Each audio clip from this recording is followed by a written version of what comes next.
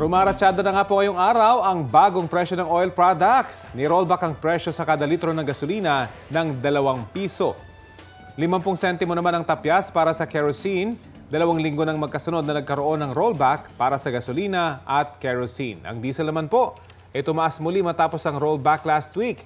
Nadagdagan po yan ng 40 sentimo kada litro. Balita ko, may tututukan kayo tuwing 11 a.m. sa GTV. Alamin ang mahalagang balita at impormasyong dapat niyong malaman sa Balita Ko tuwing Lunes hanggang Biyernes. Mag-subscribe din sa GMA Integrated News sa YouTube. Sa mga kapuso abroad, maaari po kaming masubaybayan sa GMA Pinoy TV at www.gmanews.tv.